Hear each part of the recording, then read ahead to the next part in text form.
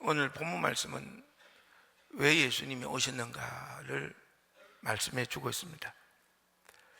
하나님의 우주를 만드시고요, 지구의 모든 만물도 만드시고 사람도 만드시고 에덴 동산에 살게 하시며 생명나무와 선악과는 따먹지 말라고 명령하신데도 불구하고 우리 인류의 첫사람인 아담이 하와와 더불어서 선악과를 따먹음으로 죄가 이 세상에 들어왔다는 것입니다. 이 죄가 관영해져서요, 이 죄를 하나님이 내버려 둘 수가 없었어요. 그래서 노아 시대에 노아의 가족으로 하여금 방주를 산에서 만들게 하셨는데 120년 동안 만들었습니다. 이거는 하나님이 구원받을 자를 많게 하려고 하는 하나님의 뜻인데도 불구하고 노아의 가족 위에는 구원을 받지 못하고 물로 심판을 당했습니다. 그러나 아담으로 들어온 이 원죄가요 해결되지 않고 또 인류가 죄로 중독이 돼가고 죄가 관영해 갑니다. 하나님이 아브라함과 이삭과 야곱의 후손들을 택해서 하나님의 백성으로 삼아 하나님의 나라를 통해서 이 세상을 구원하려고 했지만 예레미야 31장 31절부터 34절에 있는 말씀을 통해서 인간은 스스로 죄의 문제를 해결 못하더라는 것입니다. 불가능하다라는 것입니다.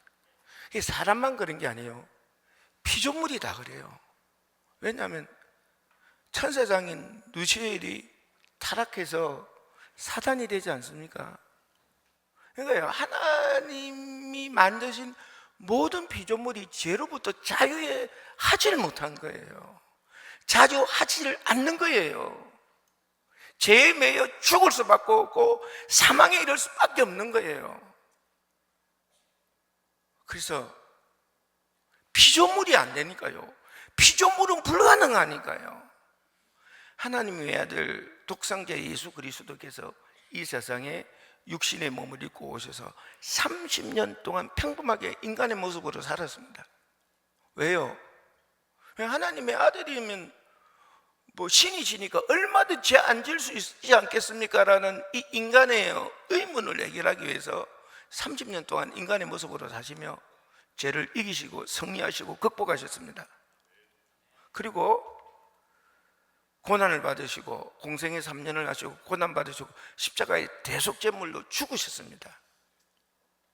즉 예수님이 우리 인류의 죄의 값을 위하여 그 고귀한 목숨을 내놓으심으로 말미암아 우린 예수의 이름으로 죄사함이라는 우리의 죄의 문제가 해결되는 은혜를 잊게 되었다 그 말이에요.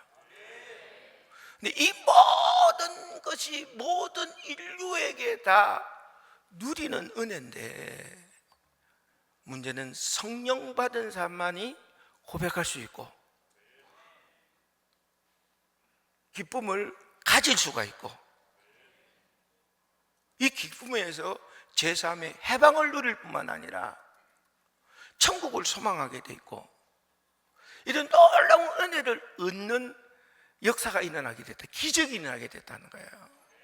그러므로 오늘 이 자리에 예배는 드리고 있으나 성령을 받지 못해서 예수의 십자가의 죽음으로 말미암아 내 죄사함의 평안과 기쁨과 소망을 누리지 못한 채 고통스럽고 괴롭고 답답하게 사는 사람들은 꼭 예수의 이름으로 회개해서 진짜 예배로 나와 기도로 나와 내년에 이제 꼭 말씀 나누고 하신다니까 성령 받으셔서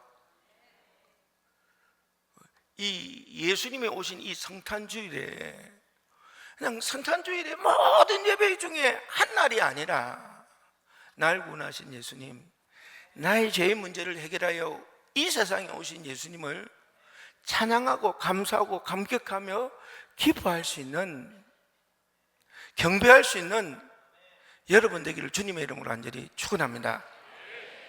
꼭 그래야 되겠습니다. 근데 저는 오늘 여러분들에게 이 말씀을 통해서 드리고자 하는 것은 좀 안타까운 말씀을 좀 드리고자 해요. 그래서 칭찬을 좀 많이 한 거예요. 이제 칭찬부터 해놓고 깔라고.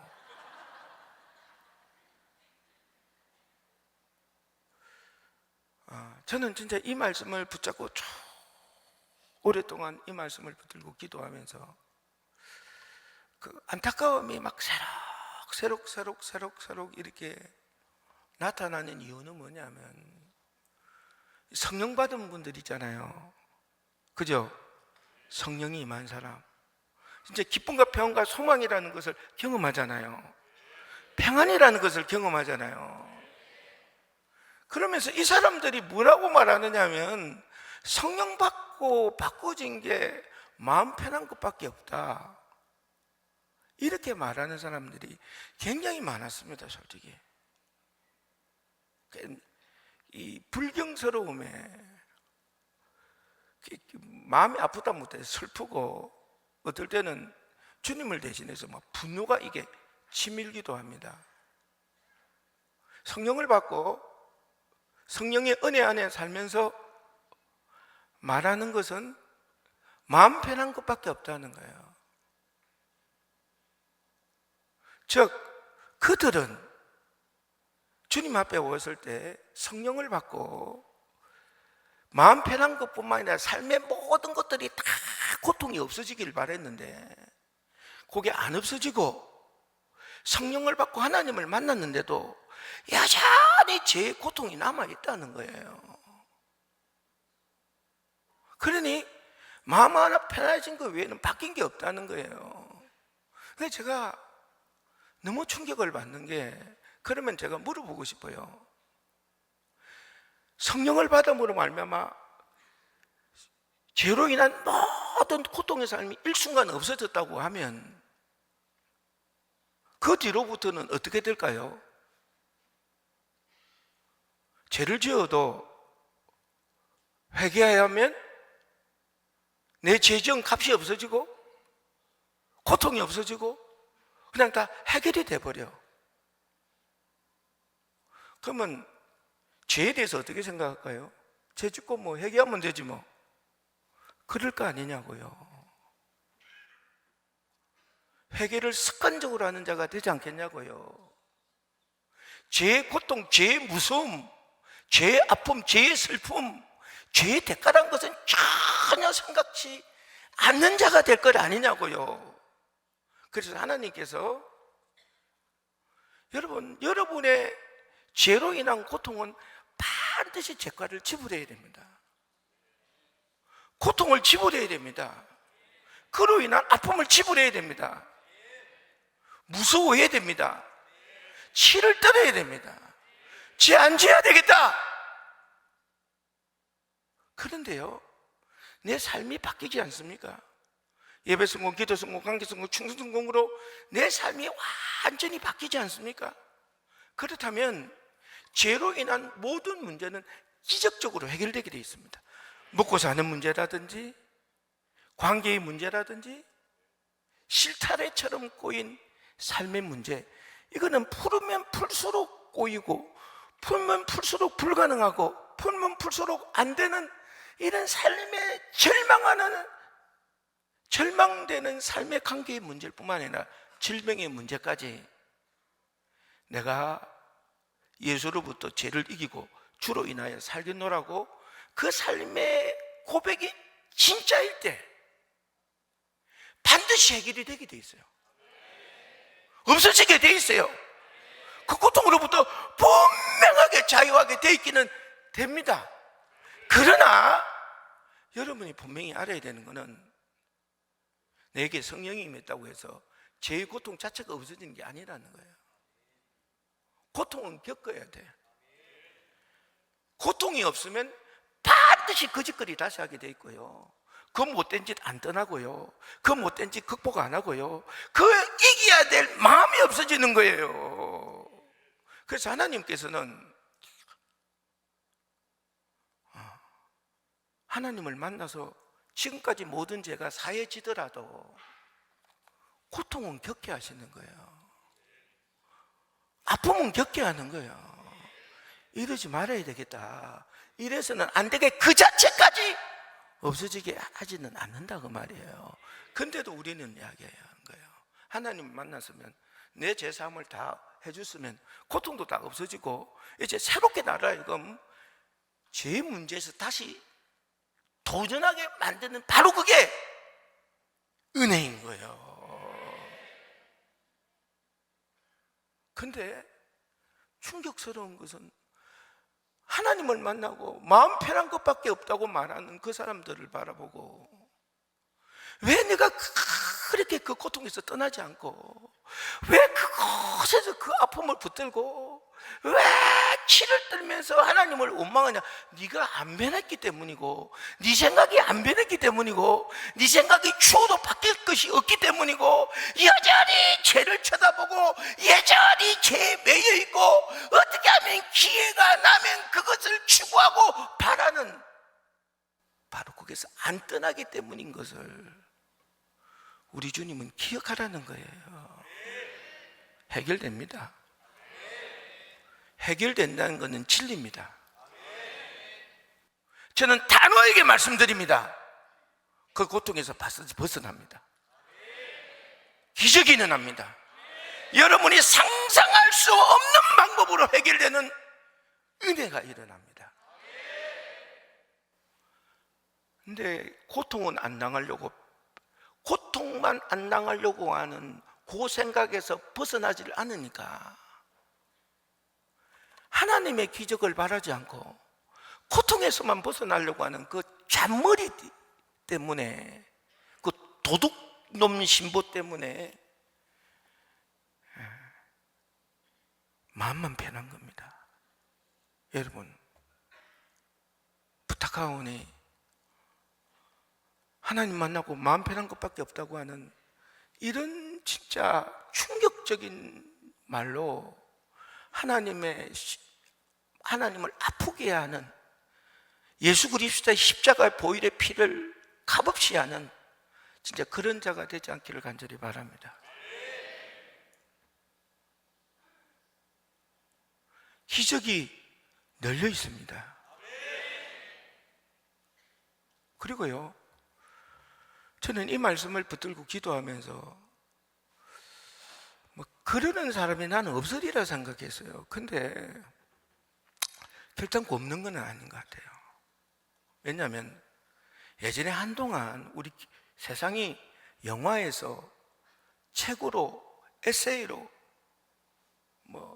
각양으로요, 이 기독교인들을 공격하는, 비난하는 이런 내용들이 상당히 많았습니다. 대표적으로 저는 영화를 안 봤습니다. 그 밀양이라는 내용이 이런 내용이더라고요. 조금 틀려주세요. 본 사람들 핵심만, 나는 안 봤다니까. 무슨 말인가 알겠어요? 나는 안 봤어.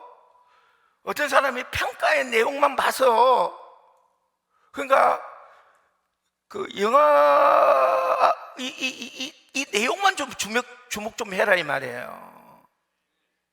내용인즉슨 자기가 죄를 짓고 감옥에 가서 예수를 만났어요. 영접했어요. 죄에서 사해졌어요. 하나님이 내 죄를 사해 주셨기 때문에 자기는 죄가 없다는 거예요. 그리고 당신에게도 미안할 것이 없고 부끄러울 것이 없고 당당하다는 거예요. 이 뭔 개소리요? 몇 미친 소리냐고. 난 이게 진짜 세상 사람들이 기독교인들을 비난하기 위해 만든 건 줄 알았어요. 진짜 우린 그렇게 생각 안 하니까. 그러나 난 진짜 그 야구 몽둥이로 자식을 좁혀가지고요, 자폐아가 돼버린 그분이요, 예수를 영접하고 자기 죄를 깨닫고 자기 아들한테 무릎 꿇고 용서를 빌었어요. 진짜로 내가 너를 죄도 없이 때렸다. 왜냐하면 부부가 싸우면 서로 야구방망이로 좀 패니까 자기도 야구방망이로 맞으니까 두려워서. 근데 네가 꼭 애비같이 하고 애비 보이니까 니한테 내가 억울하게 누명을 써서 때렸다, 내가 잘못했다, 용서해다오. 그리고 울고 용서를 빌었대요. 그러니까 그 아들이요, 어느 날 자기를 쫄쫄쫄쫄쫄 따라오더라는 거예요. 그리고 말하던 거, 엄마가 바뀐 이유는 교회 때문이다. 그래서 자기도 하나님을 만나고 싶다. 이 사람의 진정한 용서는요, 다른 사람으로 하여금 죄의 용서를 받게 하더라는 거예요. 자기가 잘못했으면 용서를 구해야 될 거 아니에요? 잘못했으면 잘못했다고 말해야 될 거 아니에요?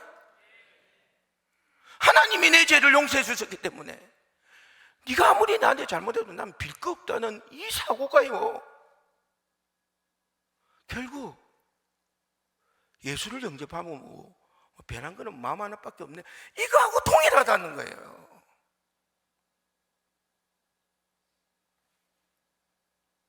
이런 안타까운, 진짜 구원받지 못하는 불쌍한 자 없기를 주님의 이름으로 간절히 바랍니다. 잘못했으니 하나님 앞에 용서를 받아서 기쁘니 그 잘못을 저지른 그 사람에게는 용서를 구해야 될 거 아닙니까? 잘못했다고 해야 될 거 아닙니까? 용서해 달라고 해야 될 거 아닙니까? 바뀌겠다고 해야 될 거 아닙니까? 그렇지 않습니까? 그리고요, 저는 목회를 하면서 사랑하는 우리 둔산제일교회 성도 여러분뿐만 아니라 나는 혹시 나한테만 하는 게 아닌가라는 오해를 줄 것 같아서, 당신한테 하는 게 아니고 이 자리에 있는 모든 자에게 말합니다. 예수 그리스도를 영접한 모든 자에게 말합니다. 저는 진짜 이 안타까운 게 뭐냐면, 성령이 임해서 내 죄의 문제가 해결됐지 않습니까? 기쁨, 평안, 소망 그 자체지 않습니까? 이제 주님을 붙들고 살면 기적이 일어납니다. 놀라운 일이 일어납니다. 엄청난 일이 일어납니다. 절대 하나님의 자녀인 나를 하나님으로 인하여 사는 이상 나를 가만히 안 두시고 놀라운 인생으로 바꿔주십니다. 아멘? 그리고요, 부모가 자식을 보고, 자식이 부모를 보고, 부부가 부부를 보고, 친구를 보고, 가족을 보면서요, 여러분, 그도 성령을 받고 나도 성령을 받았습니다. 성령 받기 전에 서로가 잘못한 것도 참 많았습니다. 그죠? 용서할 수 없는 것도 있고 용서가 안 되는 것도 있습니다. 솔직히. 그리고 내가 성령을 받고 그도 성령을 받았을 때 한결같이 하나님 앞에 그의 잘못을 구했기 때문에, 진짜이기 때문에 성령이 임했습니다. 근데 문제가 있습니다. 삶의 궤적이라는 게요, 긴장을 하고 있으면 삶의 궤적이 바뀌는데, 긴장을 안 하면 삶의 궤적이 안 바뀌고요, 옛 습성이 나옵니다. 여러분, 내가 너무 많이 이야기했기 때문에 할 필요도 없지만, 그 김유신 장군입니까? 전혀 모른다는 얼굴이네요. 그 김유신 장군이 어릴 때 파라코의 삶을 살았다지 않습니까? 흥청망청 술집에 기녀들이나 끼고 더럽고 추잡하게 살았다지 않습니까? 그 어느 날 맞네요. 제가 아닌 줄 알았습니다. 김춘춘가? 막 지금 이렇게 헷갈리는데 아멘에서 너무 고맙습니다. 김춘추와 김유신이 똑같은 사람이요? 예, 고맙습니다. 갑자기 애매하네. 그래서 바뀌어가지고 이제 열심히 수련을 하다가 너무 열심히 수련하니까 말 위에서 그냥 잤습니다. 말이 어디로 갔느냐? 옛날 술집으로 간 거예요. 아니, 주인이 조정을 안 하니 맨날 가던 길을 갈 수밖에 없지 말이. 근데요, 그 김주신 장군이 애매하게 말을 목을 쳐서 죽여버린겨. 자기가 잘못해놓고는. 이름이 역사적으로 문제가 있나요? 내가 볼 때는 그래요. 진짜 말을 죽여야 될 게 아니야. 자기 몸을 쳐서 해결해야 될 일이지 사실은. 근데 중요한 거는 이게 긴장이 부르지면 옛 습성으로 돌아가고는 이걸 우리가 악습이라고 하지 않습니까? 그죠? 그래서 이게 예술을 영접해도 이 악습이 굳어지기 전에 젊은 시절에 젊을 때 이 예술을 영접하는 게 너무 좋은 거야. 그러니까 여러분 자식들을 제발 그 공부에다가 인생을 매놓지 않게 하고 예술을 영접하는 데 가장 중요하다고, 제발 그것이 가장 중요하다는 것을 진짜 자식을 좀 가르치면서 부모가 좀 정신 좀 차리기를 주님의 이름으로 간절히 바랍니다. 솔직히. 그러니까요, 이게 악습이라는 게, 습성이라는 게 이게 어느 때 안 바뀌기도 자기가 긴장을 안 하면 그 짓을 해요. 죄를 짓고 난 절대 악습을 지지하는 사람이 아닙니다. 이거요, 끊어야 됩니다. 결단해야 됩니다. 용서할 수는 없습니다. 그러나 문제는 긴장을 안 하고 이런 악습을 행할 때가 있어요. 그러면 그걸 보고 지적을 안 할 수가 없지 않습니까? 남편이 아내를, 아내가 남편이, 부모가 자식을, 자식이 부모를, 친구를 내버려 둘 수가 없잖아요. 그럼 그거 잘못됐으니 하면 안 되지 않습니까? 라고 말하는 그 자체가 잘못된 게 아니라, 문제는 너무 많은 사람이 그 얘기만 하는 게 아니라 예전의 것들을 다 들어가지고 나 그렇더니 예수를 영접하고도 이러네, 너는 안 돼, 어찌 알고, 우리는 방법이 없어, 어떻게 살려고 하는 말이야 등등으로 공격을 하고 꾸짖고 혼을 낸다 이 말이에요. 근데 문제는 그것만 가지고 이야기를 하면 부끄러울 텐데, 그것만 가지고 이야기하면 부끄러워요. 그런데요, 요 얘기만 하면 과거가 나오니까 과거부터 다 들어야 되니까요. 잘하고자 하는 그게 좋은 뜻은 아니지만 바뀌어야 되겠다, 고쳐야 되겠다, 새로워져야 되겠다, 이런 마음이 그냥 없어지고 파괴되어 버리는 거예요. 분노가 치밀고요, 견딜 수 없는 마음이 들고요, 나는 안 되는 거라고 자기가 낙심이 오게 하는 거예요. 그래서 가정들이 파괴가 돼요. 세상의 가정도 파괴가 되는데, 이게 세상의 가정만 파괴된 게 아니라 기독교 예수 영접한 가정도 막 파괴가 되는 거야. 제가 말씀드리자고 하는 건 바로 이거예요.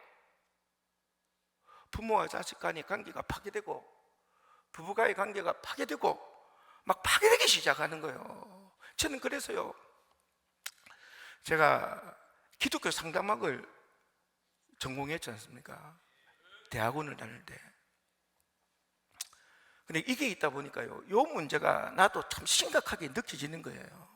그래서 저는 기독교 상담학을 했기 때문에 세상의 심리학이나 정신과적이나 이런 공통된 거는 어떻게 해야 되는가에 대해서 내가 좀 자료를 찾아봤어요. 솔직히 자료를 찾아봤는데, 세상적인 이 상담이나 어떤 것도 결론이 뭐냐면, 잘못했으면 그 잘못한 것만 가지고 이야기를 해야지, 그걸 가지고 과거로 가면 안 된다는 거야. 예를 들어서 이것만 갖고 이야기해야 되는데, 자식에게 이야기를 하면 이것만 가지고 이야기해야 되는데 벌써 10년 전부터 가는 거야. 그리고 한참 못 나서 잘해야지 하는데 이제 5년밖에 안 와서, 앞으로 5년이 남아서. 왜? 레파토리가 딱 그러니까. 딱 정해졌잖아요. 자기도 모르게 그냥 가는 거야. 그러다 보니까요, 이게 가족이 화목이 오는 게 아니라 파괴가 된다는 거예요. 그러니까 제발 그러지 말라는 거거든요. 근데 그러지 말라고 그게 안 되나요? 한번 물어봅시다. 안 돼요? 안 그러려고 그래. 요것만 가지고 이야기하려고 그래. 말하다 보면 열받는데 어떻게 하라는 겨. 그래 안 그래요? 그러니까 태도라도 잘못했다고 싹싹 빌면, 요즘은 싹싹 빌지도 않잖아요. 그래 안 그래요? 뭐 지금 뭐 5년 전부터 5년 정도 가는 거고, 예, 행복이라는 게 없어진다는 거예요. 근데 이게 우리 기독교인도 똑같이 여기 대열에 참석을 하는 거야. 우리는 예수님으로 인하여 그의 보혈의 피로 미워하지 말라는 말씀도 들었고, 용서하라는 말씀도 들었고, 사랑하라는 말씀도 들어서, 그래서 내가 미워하지 않겠다고 약속도 했고, 용서하겠다고 결단도 했고, 하나님 제가 사랑하지는 못하지만 사랑하려고 노력을 하겠습니다 라고라도 서원을 했다 이 말이에요. 그래 놓고는 무슨 일만 들어지면 그냥 그걸로 끝나지 않고 과거로 가서 관계를 파괴시키는 일조를 하는데, 이게 기독교인들도 참여하고 있고, 기독교인만 참여하면 좋지만 이게 성령 받은 사람도 그 길로 가고 있다는 거예요. 이래가 되겠냐 이 말이에요. 네?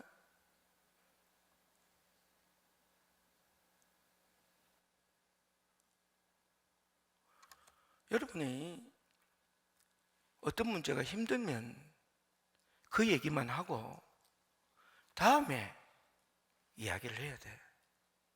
예? 예, 엄마들 잘 들어요.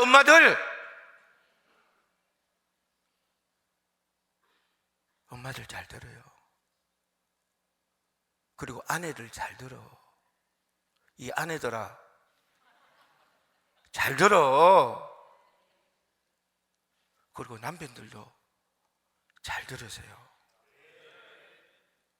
자식들도 잘 들으세요. 부모들도 잘 들으세요. 제발 그것만 가지고 이야기하세요. 그것만 가지고 꾸짖으세요. 그것만 받고 바뀌라고 하세요. 그것만 갖고 안 되기면 안 된다고 하세요. 연결시키지 마세요. 아멘? 지금 우리 한국의 모든 갈등은 연결시키기 때문에 일어나는 겁니다. 특히 여자들은 여기에 선수들이에요.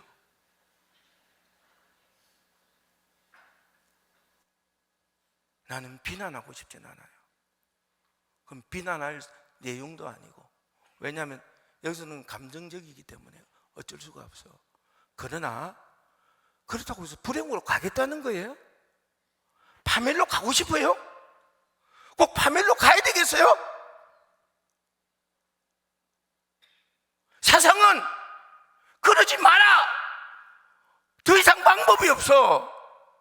우리는 예배 때마다, 기도 때마다 은혜를 주시고, 용서하는 마음을 주시고, 사랑하는 마음을 주시고, 미움으로부터 극복도 주시고, 다양한 은혜로 말미암아 가능케 하는데도 불구하고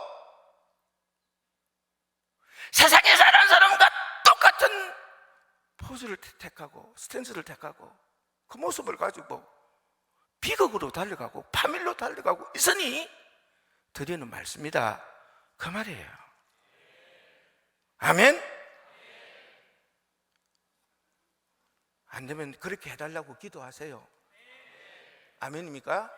그리고요, 마지막에 여러분에게 드리고 싶은 것은, 우리가 죄의 문제가 해결된 우리들요, 하나님 나라 가기 가정까지는 죄에서 자유해야 되지만 또 그렇게 내 힘으로는 죄를 이길 수가 없다니까. 예수 그리스도의 보혈 아니면 내가 죄에서 극복이 안 돼. 예? 너무 어리석은 사람이 예수 영접하고 자기 힘으로 죄를 해결해 보려고 덤벼드는 사람들, 좌절하고 실망하고 포기하는 안타까운 사람들 봐요. 뭐 그 자체가 잘못됐다는 건 아니고 그 마음 자체가 기해. 그러나 기하다고 잠이라면 안 되잖아요. 이 죄의 문제는 우리 힘으로 되는 게 아니라서 드리는 말씀이에요. 오직 예수를 붙들어야만 가능하다 이 말이야. 예수를 붙드는 게 기도의 자리로 나오는 거고 예배의 자리로 나오는 거다 이 말이에요. 여러분이 예배의 자리로 안 나오고 기도의 자리로 안 나온다는 것은 뭐냐? 그건 내가 패망의 자리로 가겠다는 거고 패망의 삶을 살겠다는 걸 선언하는 거예요. 얼마나 비극적인 결과가 오는지 몰라. 예수 그리스도 오심이 진정한 여러분의 삶에 기쁨이 되고 평강이 되고 행복이 되고 자유가 되고 천국이 되고 상급이 되기를 주님의 이름으로 축원합니다. 찬양하겠습니다.